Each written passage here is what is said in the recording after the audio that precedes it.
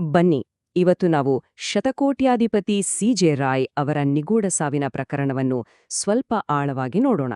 ಯಾಕಂದ್ರೆ ಅಧಿಕೃತವಾಗಿ ಹೇಳಿರೋ ಕಥೆ ಒಂದು ಕಡೆ, ಆದ್ರೆ ಉತ್ತರ ಸಿಗದೆ ಉಳಿದಿರೋ ಪ್ರಶ್ನೆಗಳು ನಮ್ಮನ್ನ ಬೇರೆಯ ದಿಕ್ಕಿಗೆ ಕರೆದೊಯ್ಯುತ್ತವೆ. ನೋಡಿ, ಈ ತರಹದ ಪ್ರಕರಣಗಳಲ್ಲಿ ಕೇವಲ ಹೆಡ್ಲೈನ್ಸ್ ನೋಡಿ ಸುಮ್ಮನೆ ಆಗೋ ಹಾಗಿಲ್ಲ. ನಾವು ಒಬ್ಬ ಇನ್ವೆಸ್ಟಿಗೇಟರ್ ಥರ ಯೋಚನೆ ಮಾಡಬೇಕು. ಪ್ರತಿಯೊಂದು ಮಾಹಿತಿಯನ್ನೂ ಪ್ರಶ್ನಿಸಬೇಕು. ಹಾಗಾದ್ರೆ ಬನ್ನಿ ಈ ನಿಗೂಢತೆಯನ್ನ ಒಟ್ಟಿಗೆ ಅರ್ಥ ಮಾಡ್ಕೊಳ್ಳೋ ಪ್ರಯತ್ನ ಮಾಡೋಣ. ಸರಿ, ಈ ಇಡೀ ಪ್ರಕರಣವನ್ನ ಸರಿಯಾಗಿ ಅರ್ಥ ಮಾಡ್ಕೊಳ್ಳಕ್ಕೆ ನಾವಿದನ್ನ 5 ಮುಖ್ಯ ಭಾಗಗಳಾಗಿ ವಿಂಗಡಿಸಿದ್ದೇವೆ.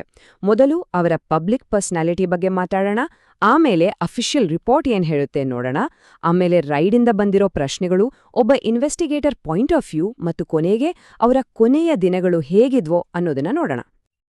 ಹಾಗಾದ್ರೆ ಮೊದಲನೇದಾಗಿ ಈ ಇಡೀ ರಹಸ್ಯದ ಮಧ್ಯದಲ್ಲಿರೋ ವ್ಯಕ್ತಿ ಯಾರು ಅಂತ ತಿಳ್ಕೊಳ್ಳೋಣ.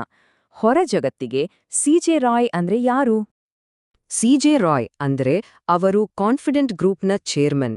ಇದೊಂದು ಸಣ್ಣ ಕಂಪನಿಯಲ್ಲ, ಸುಮಾರು 840 ಕೋಟಿ ರೂಪಾಯಿಗಿಂತಲೂ ಹೆಚ್ಚು ಮೌಲ್ಯದ ಒಂದು ದೊಡ್ಡ ರಿಯಲ್ ಎಸ್ಟೇಟ್ ಸಾಮ್ರಾಜ್ಯ. ಅಷ್ಟೇ ಅಲ್ಲ, ಅವರೊಂದು ದೊಡ್ಡ ಪರ್ಸನಲ್ ಬ್ರ್ಯಾಂಡ್ ಕೂಡ ಆಗಿದ್ರು. ನಿಮ್ಗೊತ್ತಾ, ಇನ್ಸ್ಟಾಗ್ರಾಮ್ನಲ್ಲಿ ಅವರಿಗೆ 1.2 ಮಿಲಿಯನ್ಗಿಂತಲೂ ಹೆಚ್ಚು ಜನ ಫಾಲೋವರ್ಸ್ ಇದ್ರು. ಅಲ್ಲಿ ಅವರು ತಮ್ಮ ಲೈಫನ್ನ ತುಂಬಾನೇ ಓಪನ್ ಆಗಿ ಶೇರ್ ಮಾಡ್ಕೊಳ್ತಿದ್ರು. ಈಗ ನೋಡಿ, ಇಲ್ಲಿ ನಿಜಕ್ಕೂ ಒಂದು ಇಂಟ್ರೆಸ್ಟಿಂಗ್ ವಿಷಯ ಇದೆ. ಅವರ ಪಬ್ಲಿಕ್ ಇಮೇಜ್ ಹೇಗಿತ್ತು ಅಂದ್ರೆ ತುಂಬಾನೇ ಕಾನ್ಫಿಡೆಂಟ್, ಯಾವಾಗ್ಲೂ ನಗ್ತಾ ಇರೋ ಯಶಸ್ವಿ ವ್ಯಕ್ತಿ. ಆದ್ರೆ ಅವರ ಸಾವಿಗೆ ಕೊಟ್ಟಿರೋ ಅಧಿಕೃತ ಕಾರಣ ಅಂದ್ರೆ ಆತ್ಮಹತ್ಯೆ, ಅದಕ್ಕೆ ಸಂಪೂರ್ಣವಾಗಿ ವಿರುದ್ಧವಾಗಿದೆ. ಸರಿ, ಹಾಗಾದ್ರೆ ಅಫಿಷಿಯಲ್ ಸ್ಟೋರಿ ಏನು? ಅಧಿಕಾರಿಗಳ ಪ್ರಕಾರ ಆಗಿದ್ದೇನು? ಬನ್ನಿ ನೋಡೋಣ. ಪೊಲೀಸರ ಆರಂಭಿಕ ಹೇಳಿಕೆ ಪ್ರಕಾರ ಸಿ.ಜೆ. ರಾಯ್ ಅವರ ಮನೆ ಮೇಲೆ 3 ದಿನಗಳ ಕಾಲ ಇನ್ಕಮ್ ಟ್ಯಾಕ್ಸ್ ರೈಡ್ ನಡೀತಿತ್ತು. ಅದೇ ಸಮಯದಲ್ಲಿ ಅವರು ತಮಗೆ ತಾವೇ ಗುಂಡು ಹಾರಿಸಿಕೊಂಡು ಪ್ರಾಣ ಬಿಟ್ಟಿದ್ದಾರೆ ಅಂತ ಹೇಳಲಾಗಿದೆ. ಆದರೆ ಕಥೆ ಇಲ್ಲಿಗೆ ಮುಗಿಯಲ್ಲ. ಈ ಅಧಿಕೃತ ವರದಿಯನ್ನ ನಾವು ಸಾಮಾನ್ಯವಾಗಿ ಒಂದು ಐಟಿ ರೈಡ್ ಹೇಗೆ ನಡೆಯುತ್ತೆ ಅನ್ನೋದ್ರ ಜೊತೆ ಹೋಲಿಸಿದಾಗ ಕೆಲವು ಗಂಭೀರ ಪ್ರಶ್ನೆಗಳು ಹುಟ್ಕೊಳ್ಳುತ್ತೆ. ಸಾಮಾನ್ಯವಾಗಿ ಒಂದು ಹೈ ಪ್ರೊಫೈಲ್ ರೈಡ್ ನಡೆದಾಗ ಅಧಿಕಾರಿಗಳು ತುಂಬಾನೇ ಕಟ್ಟುನಿಟ್ಟಿನ ಪ್ರೋಟೋಕಾಲ್ ಫಾಲೋ ಮಾಡ್ತಾರೆ. ಮೊದಲು ಇಡೀ ಜಾಗವನ್ನ ತಮ್ಮ ಕಂಟ್ರೋಲ್ಗೆ ತಗೊಳ್ತಾರೆ, ಹೊರಗಿನ ಸಂಪರ್ಕ ಕಟ್ ಮಾಡ್ತಾರೆ, ಫೋನ್, ಲ್ಯಾಪ್ಟಾಪ್ ಎಲ್ಲ ಸೀಸ್ ಮಾಡ್ತಾರೆ, ಬೆಲೆಬಾಳು ವಸ್ತುಗಳನ್ನೆಲ್ಲ ವಶಪಡಿಸ್ಕೊಳ್ತಾರೆ, ಮತ್ತೆ ಮುಖ್ಯವಾಗಿ ಟಾರ್ಗೆಟ್ ಆಗಿರೋ ವ್ಯಕ್ತಿಯನ್ನ 24x7 ಕಣ್ಣಾವಲಿನಲ್ಲಿ ಇಟ್ಟಿರ್ತಾರೆ. ಹೀಗಿರುವಾಗ ನಮ್ಮ ಮುಂದಿರೋ ಮೊದಲನೇ ದೊಡ್ಡ ಪ್ರಶ್ನೆ, 24 ಗಂಟೆಯೂ ಅವರ ಮೇಲೆ ನಿಗಾ ಇಟ್ಟಿದ್ರೆ ಅವರಿಗೆ ಒಂದು ಪಿಸ್ತೂಲ್ ತೆಗೆದುಕೊಂಡು ಬರಕ್ ಹೇಗೆ ಸಾಧ್ಯವಾಯ್ತು? ಅದರ ಜೊತೆಗೆ ಇನ್ನೊಂದು ಅಷ್ಟೇ ಮುಖ್ಯವಾದ ಪ್ರಶ್ನೆ ಏನಂದ್ರೆ, ರೈಡ್ ಶುರುವಾದ ಮೊದಲ ದಿನಾನೇ ಪಿಸ್ತೂಲ್ ಅನ್ನೋದು ಒಂದು ಬೆಲೆಬಾಳೋ ಆಸ್ತಿ, ಅದನ್ನ ಯಾಕೆ ಅಧಿಕಾರಿಗಳು ವಶಪಡಿಸ್ಕೊಂಡಿರ್ಲಿಲ್ಲ?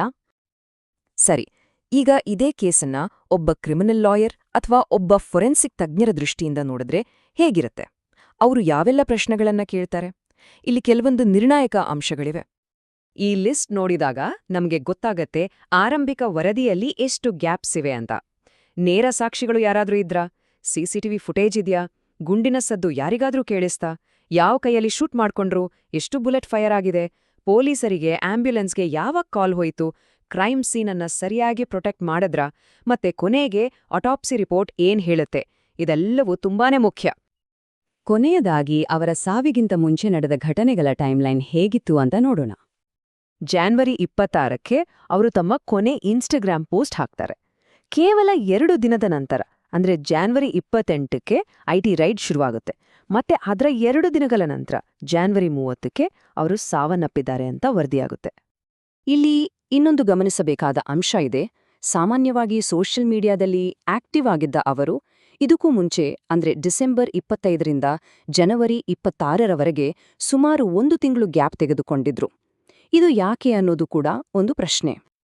ಹೀಗೆ ಒಂದರ ಮೇಲೊಂದು ವಿರೋಧಾಭಾಸಗಳು, ಉತ್ತರ ಸಿಗದ ಪ್ರಶ್ನೆಗಳು, ಇವೆಲ್ಲದರ ಮಧ್ಯೆ ಈ ಪ್ರಕರಣದ ನಿಜವಾದ ಸತ್ಯ ಎಂದಾದ್ರೂ ಹೊರಗೆ ಬರ್ತಾ?